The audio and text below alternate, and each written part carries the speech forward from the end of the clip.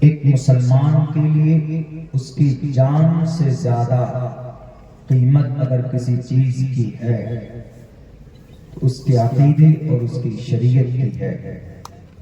اس لیے کہ انسانوں کو پیدا کرنے کا مقصد ہی اس کی شریعت ہے، اللہ کی عبادت ہے. اللہ قرآن میں کہتا ہے وَمَا خَلَقْتُ الْجِنَّ وَالْإِنسَ إِلَّا لِيَعْبُدُونِ. ہم نے عبادت کے لیے پیدا کیا ہے انسانوں اور جناتوں کو. مگر اس وقت خصوصاً ہمارے ملک بھارت میں ہر مہینے کوئی نہ کوئی قانون آپ کی شریعت کے خلاف، آپ کی شریعت کو ختم کرنے کے لیے قانون بنایا جاتا. تو اب ایسے نازک حالات میں ہم کیا کر سکتے ہیں؟ ہم مسلمان، یہ بہت بڑا مسئلہ ہے. ابھی 2 روز پہلے آسام میں ایک نیا قانون بنا باضابطہ، جو مسلم میرج ایکٹ تھا اس کو ختم کر دیا گیا. یہ ایکٹ 1935 میں بنایا گیا تھا. اس ایکٹ کا مطلب یہ تھا کہ مسلمان شادی طلاق اپنے حساب سے کریں گے، عمر کی کوئی حد نہیں تھی. اور لیکن اب جو قانون بنا ہے، وہاں کے سی ایم نے جو قانون بنایا ہے، انہوں نے یہ قانون بنایا کہ اب یہ مسلم میرج ایکٹ ختم، اب مسلمانوں کو اسپیشل میرج ایکٹ کے تحت شادی کرنی ہوگی. اس کا مطلب یہ ہے کہ لڑکی کی عمر 18 سال اور لڑکے کی عمر 21 سال، یہ ضروری ہے. پہلے مسلم میرج ایکٹ میں یہ تھا کہ لڑکی لڑکا دونوں کا مسلمان ہونا ضروری ہے، یہ ہماری شریعت کا فرمان بھی ہے. لیکن اب اسپیشل میرج ایکٹ میں ایک بات یہ بڑھا دی ہے کہ لڑکا ہندو ہو، لڑکی مسلمان ہو، یا لڑکا مسلمان ہو، لڑکی ہندو ہو، اپنی اپنی اچھا سے، اپنی اپنی مرضی سے، اپنے اپنے دھرم پر رہ کر وہ شادی کر سکتے ہیں. دھرم بدلنے، دھرم پریورتن کرنے کی کوئی ضرورت نہیں ہے. پوچھا گیا what is need to change the Muslim Marriage Act 1935? Tell the people, the Assam CM chief minister صاحب. تو ان سے پوچھا گیا کہ سی ایم صاحب آپ نے یہ قانون کیوں بنایا؟ ذرا سماج کو بتائیے کیا ضرورت تھی؟ تو پتہ انہوں نے کیا کہا؟ انہوں نے کہا کہ ہم نے یہ قانون اس لیے بنایا ہے تاکہ بال وواہ پر ہم قابو پا سکیں. بال وواہ مطلب جس بچی کی عمر کم ہے باپ نے شادی کرا دی. بالغ ہونے سے پہلے یعنی 18 سال سے پہلے جن بچیوں کی شادی ہو جاتی ہے، تو اس قانون سے بال وواہ پر ہم نینترن پا سکیں گے، کنٹرول پا سکیں گے. یہ ترک تھا، یہ دلیل تھی. لیکن میں نے جہاں تک آج میں نے ریسرچ کیا ہے، آپ کی اسی بستی میں رہ کر ہونے والے ظلم کو ان کے نظریے سے بال وواہ ہے مطلب لڑکے پر ظلم ہے. اگر 18 سال کی عمر سے بچے کا نکاح ہو جاتا ہے، 15 سال میں ہو گیا، 13 سال میں ہو گیا، 14 سال میں ہو گیا، 16 سال میں ہو گیا، ایون 17 سال میں ہو گیا، تو اس لڑکی کا نقصان کم ہوا چونکہ شوہر کے پاس چلی گئی.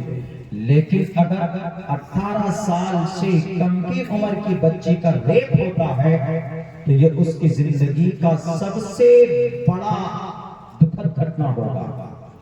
اور آپ کو پتا ہے सन 2023 के अंदर सिर्फ 3 महीने में 1400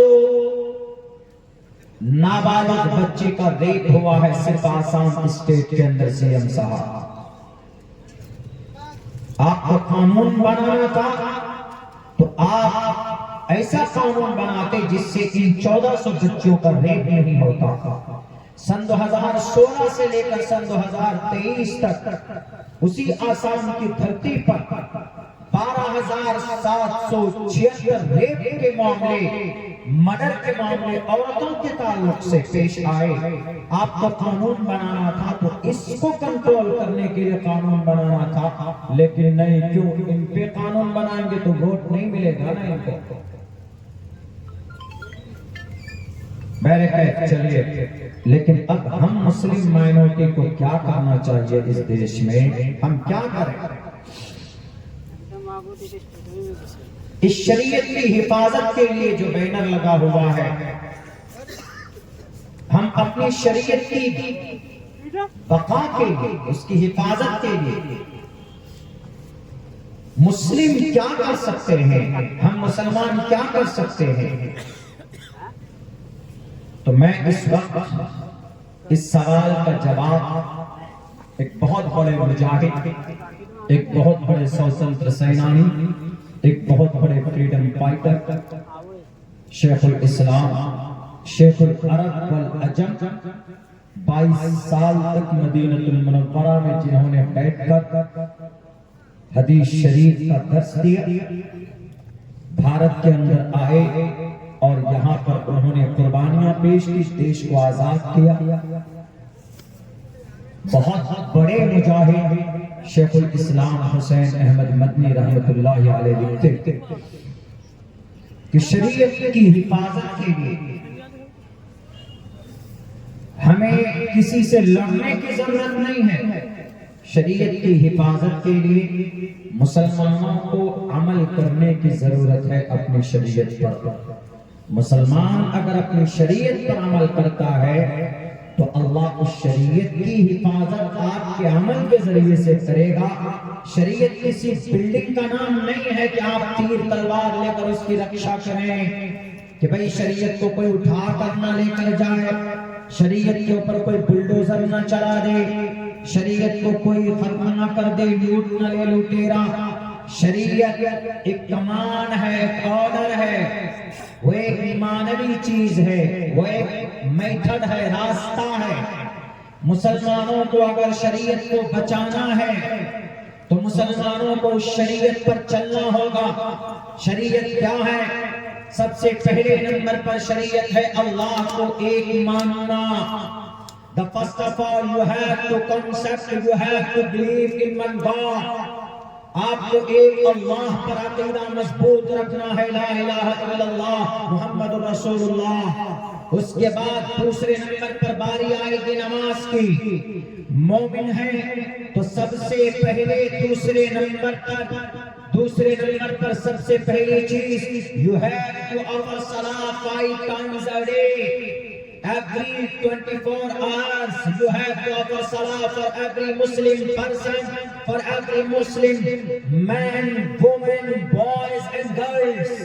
लड़का हो, लड़की हो, मर्द हो, औरत हो, जवान हो, बूढ़ा हो, अमीर हो, गरीब हो, हर किसी के लिए जरूरी है 24 घंटे में 5 वक्त की नमाज अदा करना, नमाज पढ़ना। अगर मुसलमान नमाज पढ़ेगा, हर मोहल्ले के अंदर, हर घर के अंदर नमाजी होगा तो अल्लाह नमाज की हिफाजत करेगा, नमाज की रक्षा करेगा। जब मुसलमान नमाज नहीं पढ़ता, जब मुसलमान मस्जिदों को छोड़ देता तो अल्लाह तबारक व तआला जालिमों के जरिए से उन मसाजिद को बुलडोजर के जरिए से बुलडोज किया जाता है, शहीद किया जाता है। तारीख उठाइए बुखारा और समरकंद की। बुखारा और समरकंद के मुसलमान आलसी हो गए थे, नमाज नहीं पढ़ते थे। अल्लाह तबारक व तआला ने कम्युनिज्म को मुसल्लत किया और बुखारा के अंदर से नमाज का नाम निशान मिटा दिया गया। मस्जिदें गिरजा घरों में बदल दी गई, मस्जिदों के अंदर कलीसा को स्थापित कर दिया गया।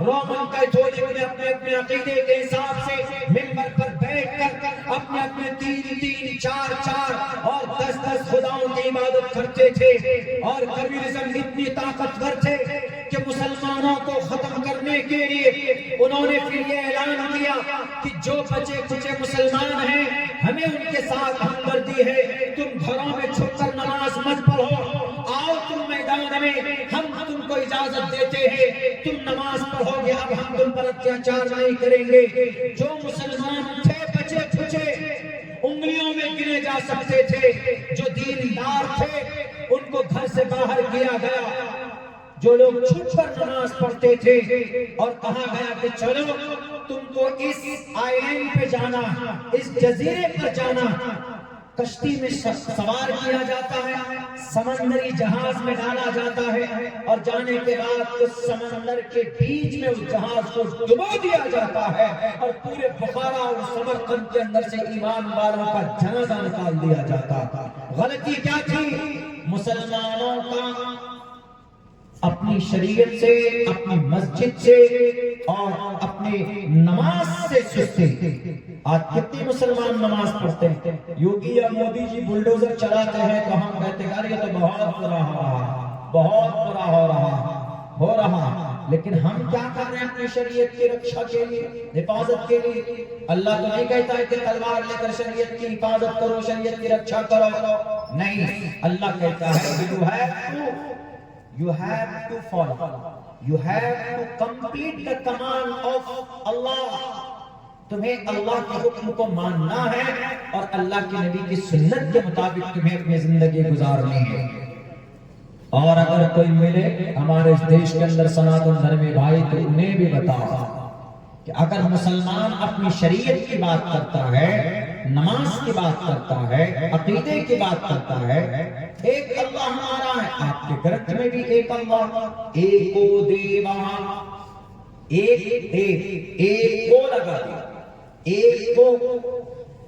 سنسکرت میں کچھ ورڈ ایسے ہوتے ہیں جب بدل لگتے ہیں اس میں تو تخصیص کا معنی دیتا ہے، جیسے ہم لوگ بولتے ہیں اللہ ہی ایاکا نعبد، اللہ تیری ہی، یہاں پر مفعول کی ضمیر پہلے لے کر تخصیص پیدا کرنے کے لیے تیری ہی، یہاں پر ایک کو، ایک ہی۔ اگر یہ ہوتا ہے ایک دیو، ایک دیو ہے بس یہ ترجمہ کرتے، لیکن ایک کو دیو، ایک کو دیو، دیو ایک ہی ہے، ایک ہی دیو ہے۔ سربھوتیشو گوڑھഃ، تمام خوبیاں اس کے اندر ہے۔ ہمارا کیا عقیدہ، ہمارا عقیدہ تو یہی ہے نا کہ ہمارا اللہ ایک ہے اور تمام چیزوں پر اللہ تبارک و تعالی قادر مطلق ہے۔ ان اللہ علی کل شیء قدیر، اللہ تبارک و تعالی ہر چیز پر قادر ہے۔ ہمارا عقیدہ اگر ایک اللہ پر ہے تو بھارت کے اندر ہمارے سناتن دھرمی بھائیوں کو بھی اس سے آپتی نہیں ہونی چاہیے، اس لیے کہ رگ وید کے اندر کہا گیا ایکو دیوہ سربھوتیشو گوڑھഃ، دیو ایک ہے، پرماتما ایک ہے، دیوا ایک ہے اور اس کے اندر ساری طاقتیں موجود ہیں۔ اور ہم نماز پڑھتے ہیں۔ دوسرے نمبر پر ایمان کے بعد کیا ضروری ہے مسلمان کے لیے؟ روزہ نہیں، زکات۔ سب سے پہلے ایمان کے بعد اکثر ایمان نماز ضروری، نماز پڑھتے اقیم الصلاۃ، نماز پڑھتے۔ ایک آدمی سوال کرتا ہے کہ مولانا کیوں نماز پڑھے؟ What is benefit, what is profit, کیا پروفٹ ہے اس میں، کیا منافع ہے نماز پڑھنے سے؟ حالانکہ سائنس کا کہنا ہے کہ جو آدمی نماز پڑھتا ہے اس کی کبھی ریڑھ کی ہڈی کے اندر درد نہیں ہو سکتی ہے ڈھنگ سے نماز پڑھے کمپلیٹلی۔ اور بھی بہت ساری بیماریوں کا علاج بتایا سائنس سے، میں ادھر نہیں جاؤں گا۔ البتہ نماز، اقیم الصلاۃ، نماز دس از آرڈر، اور جب آرڈر ہوتا ہے تو دلیل، آج ہی میں نے پڑھا ہے جب آرڈر کوئی دیتا ہے تو اس کے پیچھے دلیل کی ضرورت نہیں ہوتی ہے۔ لیکن ایک آدمی کہتا ہے کہ بنا دلیل کی کوئی چیز ہم نہیں مانتے، آپ کی نماز ہے، آپ نماز پڑھتے ہیں، کہتے ہیں کہ دلیل اللہ آرڈر دیتا ہے، کیوں دیتا ہے آرڈر؟ حالانکہ آرڈر میں دلیل کی ضرورت نہیں ہوتی۔ بتانے نہیں، very intelligent person and I don't believe ہم کسی چیز پر عمل نہیں کرتے ہیں، یقین نہیں کرتے جب تک دلیل نہ ہو۔ آپ کسی چھت کے نیچے بیٹھے ہوئے ہیں، کسی گھر کے اندر بیٹھے ہوئے ہیں اور بہت بڑے بڑے انٹلیکچوئل ہیں، سی ایم بیٹھا ہوا ہے، آئی پی ایس کے لوگ بیٹھے ہوئے، بڑے بڑے ادھیکاری جو بڑے ویدوان مانے جاتے ہیں، سب سے بڑا پڑھا لکھا کس کو مانا جاتا ہے ہمارے دیش میں؟ بھائی ڈاکٹر ہوتے ہیں، پی ایچ ڈی کیے ہوئے ہوتے ہیں، پروفیسر ہوتے ہیں، ان کو مانا جاتا ہے۔ لیکن اگر کوئی باہر سے آ کر ایک جاہل آدمی آتا ہے باہر سے، کہتا ہے ارے بھاگو چھت گر رہی، بھاگو، تو کیا کہے گا؟ نہیں پہلے بتاؤ کیوں بھاگے، ایسا تھوڑے بولے، بھاگو چھت گر رہی ہے تو آرڈر کو مانے گا فوراً، اور فوراً وہ پینسل لے کر بھاگے گا دروازے سے باہر جا کے، تب پوچھے گا کہ ارے بھائی آرڈر کو مانے گا، جان بچائے گا نا۔ آرڈر کے لیے دلیل کی ضرورت نہیں ہوتی ہے، اور زیادہ کہتا نہیں کیسے مان سکتے ہیں؟ ارے ڈاکٹر کے پاس جاتا ہے، ڈاکٹر کہتا ہے کہ تم کو یہ دوائی کھانی ہے، یہ دوائی کھانی ہے، ڈاکٹر سے کوئی پوچھتا ہے کہ ہم کیوں کھائیں یہ دوائی؟ ارے تمہاری بیماری ہے، ڈاکٹر نے بتا دیا، ڈاکٹر جانتا ہے کہ تم اس بیماری سے ٹھیک، اس دوائی سے ٹھیک ہوگے، تو ڈاکٹر کی باتوں پر عمل کرنا ضروری ہے، بلا چوم چورا مانتے تو خیر اقیم الصلاۃ، نماز قائم کرنا ضروری ہے، اور اس نماز کو اب دلیل چاہیے۔ اب اس نماز کا فائدہ کیا ہے؟ اگر کوئی مسلمان نماز پڑھتا ہے، کوئی مومن نماز پڑھتا ہے، نماز کا فائدہ کیا ہے؟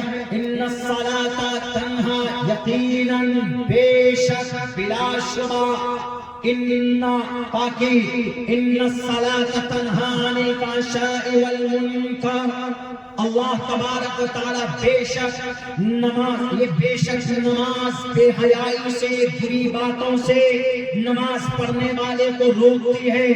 اگر کوئی نمازی نماز پڑھتا ہے، اس کے اندر کوئی چھوٹی موٹی غلطی پائی جاتی، کچھ بری عادتیں ہیں، کچھ خراب چیز پائی جاتی، ہمیں کبھی امید ہے قرآن کے فیصلے پر، ہمیں چڑھتے ہوئے سورج کی طرح یقین ہے کہ جب وہ آدمی خلوص کے ساتھ، خشوع کے ساتھ، اخلاص کے ساتھ، للہیت کے ساتھ اگر نماز پڑھے گا تو اللہ تبارک و تعالیٰ اس کو برائی سے ضرور روکتے ہیں۔ ایک صحابی تھے، جناب محمد رسول اللہ کے پاس اس کی شکایت کی گئی کہ اللہ کے نبی یہ صحابی ہیں، ان کے اندر چوری کرنے کی عادت گئی نہیں ہے، تو اللہ کے نبی نے کہا کہ نماز پابندی سے پڑھتا ہے نا؟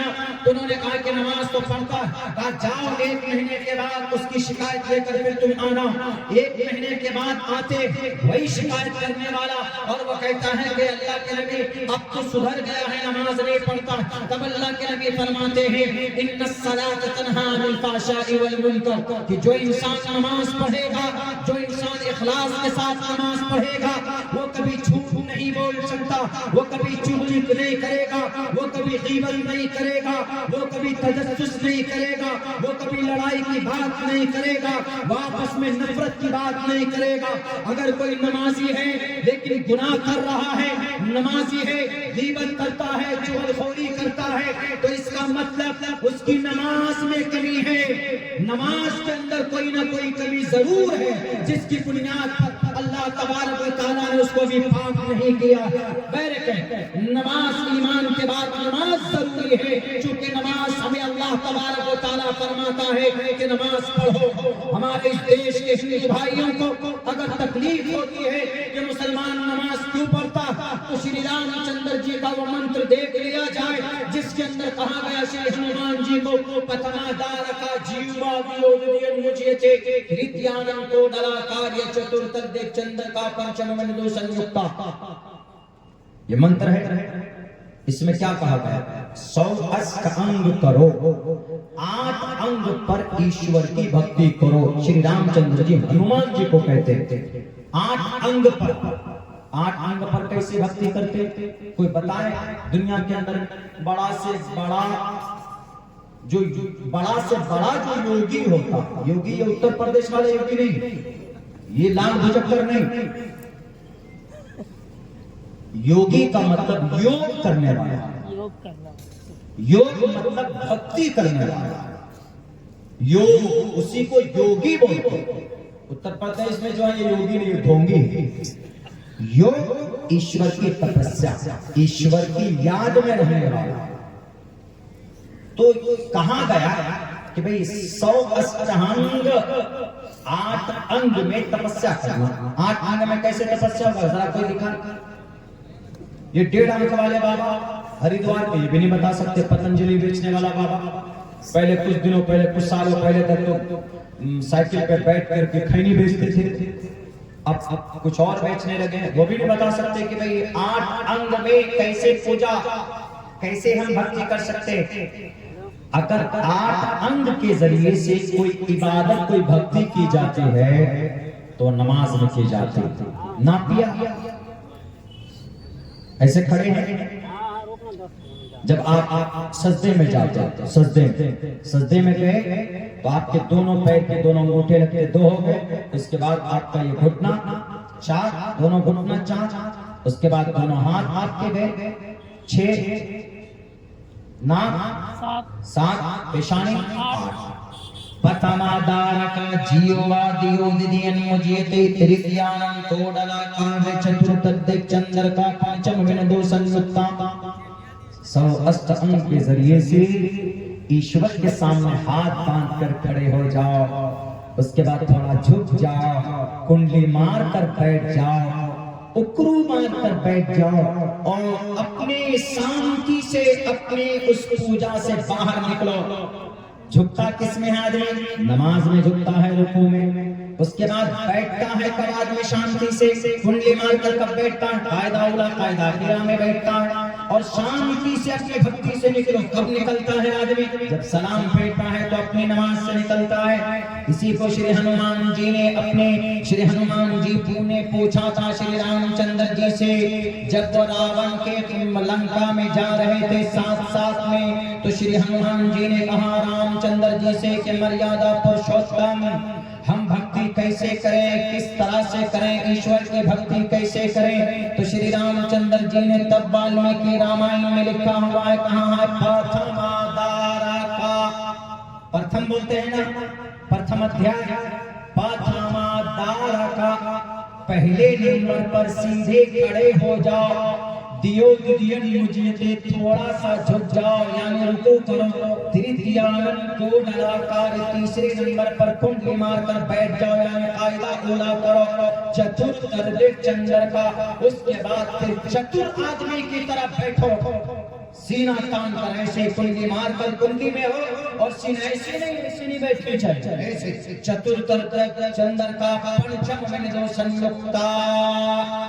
संयुक्त हो जाओ, निकल जाओ, अपने उस भक्ति से निकल जाओ।